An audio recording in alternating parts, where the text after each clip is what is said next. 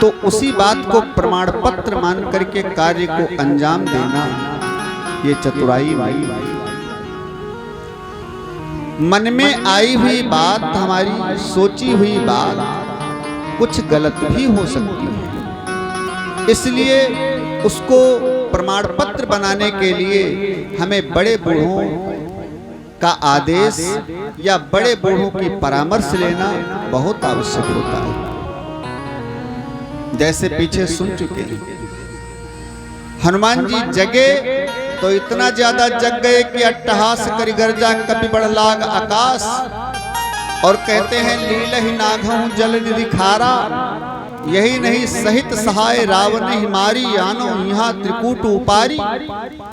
अब पहले तो जग नहीं रहे थे, जामवंत जी सोच रहे हैं कि अब जगे हैं तो जरूरत से ज्यादा ही जग गए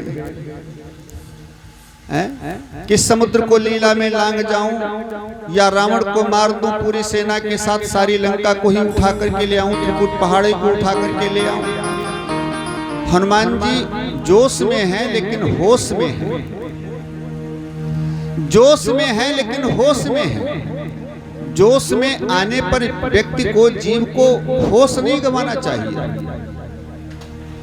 होश रखना चाहिए। अब हनुमान जी जो कह रहे हैं सो कर सकते हैं, लेकिन सोचा ऐसा करने के लिए कुछ बड़े बूढ़ों की भी बड़े बूढ़ों का परामर्श लेना चाहिए, क्योंकि अपने मन में आई हुई बात अनुचित भी हो सकती है। हो सकता है ऐसा न करना इस समय ठीक हो, सो बड़े बूढ़ों की बात थोड़ा मालूम कर लें, उनसे परामर्श कर लें।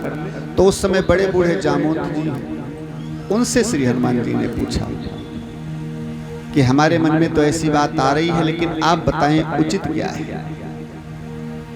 ये हम सब के लिए शिक्षा है कि बड़े बूढ़ों के आदेश पर ही चलना प्रत्येक कार्य में सफलता का द्योतक है। होश में, जोश में होश को नहीं खोना चाहिए। यहाँ संत कहते हैं कि जोश माने जवानी और होश माने बुढ़ापा। जीवन खत्म हुआ तो जीने का ढंग आया, जीने का ढंग आया।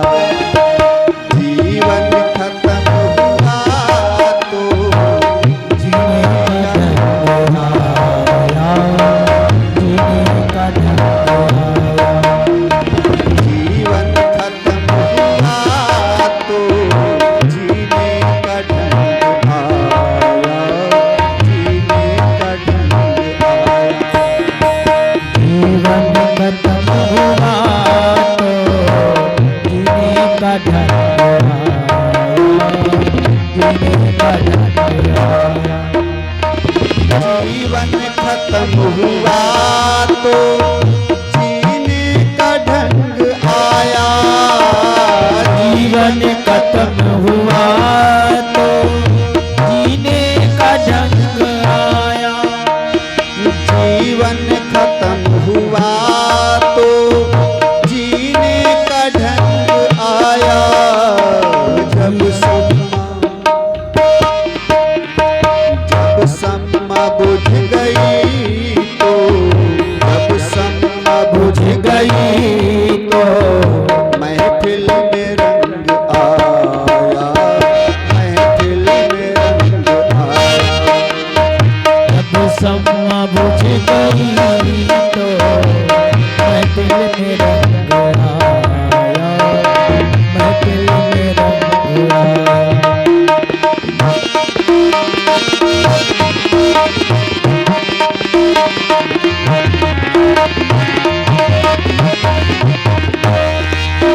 जब जोश खत्म होता है, होश तभी आता है। जीने का सही तरीके से, जीने का सही ढंग क्या है, ये कब आता है? जब जोश खत्म हो जाता है, माने वृद्धावस्था। गाड़ी निकल गई तो घर से चला मुसाफिर, गाड़ी निकल मुसाफिर। गाड़ी निकल गई तो घर से चला मुसाफिर। गाड़ी निकल गई तो घर से चला मुसाफिर। मायूस हाथ मलते, मायूस हाथ मलता वापस बेरंग आया, वापस बेरंग आया। मायूस हाथ मलता वापस बेरंग आया, वापस बेरंग आया। जीवन खत्म हुआ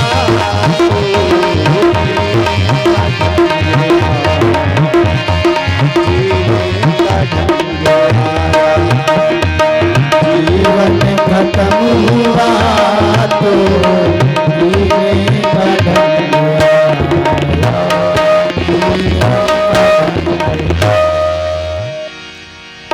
जोश खत्म होने पर ही होश आता है। होश माने बुढ़ापा, जोश माने जवानी। प्रत्येक युवा को वृद्धावस्था को साथ में लेकर चलना चाहिए। और जब हम बड़े बूढ़ों को या जानकार लोगों को साथ में लेकर चलते हैं, उनकी आज्ञा में रहते हैं, तो प्रत्येक कार्य में मेरे को सफलता मिलती है। जैसे एक गांव में लग गई आग, और जब गांव में आग लग गई तो गांव में जितने लोग रहने वाले थे सब गए भाग। अपने अपने को बचाने के लिए सब भाग गए बेचारे। बड़ी भयंकर आग लगी है, कौन जल जाए उसमें। सब तो भाग गए, लेकिन दो लोग मजबूर थे, भाग नहीं सकते थे। दो लोग मजबूर थे। कौन? एक अंधा और एक लंगड़ा। ये दो नहीं भाग सकते थे। क्यों? अंधे को दिखाई नहीं पड़ रहा था, तो जिधर आग जल रही थी उधर ही वो भाग रहा था। और लंगड़ा मजबूर था बेचारा, आग तो उसको दिख रही थी कि यहाँ लगी है, लेकिन वो भाग नहीं सकता था, पैर नहीं थे उसके। तो क्या करें? अब अंधे ने, लंगड़े ने देखा कि अंधा भाग रहा है, अंधे को रास्ता दिख नहीं रहा है। तो लंगड़े ने अंधे को बुलाया अपने पास और अंधे से कहा, सुनो भैया, तुमको रास्ता नहीं दिख रहा है और हम भाग नहीं सकते, इसलिए मेरे को अपने कंधे पर बैठा लो, आंखें हमारी, पैर तुम्हारे, और फिर हम दोनों आग से बच जाएंगे। तुम्हारे कंधे पर बैठ करके रास्ता हम बताते रहेंगे और तुम इस आग से बाहर निकल जाना, गांव से बाहर निकल जाना, दोनों लोगों की सुरक्षा हो जाएगी। माने आंखें बूढ़ों की और पैर युवक की। युवक में जोश होता है, माने चलने की शक्ति, हर काम करने की ताकत, शक्ति सब होती है।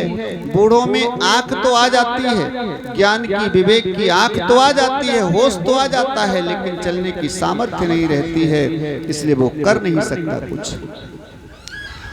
तो पैर हमारे रहें और आंखें बूढ़ों की रहें, माने जानकारी उनकी रहनी चाहिए, दिशा निर्देश उनका रहे, तो प्रत्येक कार्य को हम अंजाम दे सकते हैं। एक लड़के की बारात गई और जब बारात जाने की तिथि थोड़ा नजदीक आई तो लड़की वाले ने सूचना भेजी। लड़की के पिता ने सूचना भेजी कि देखो मेरे यहाँ जो बारात आएगी उसमें कोई बूढ़ा नहीं आएगा, और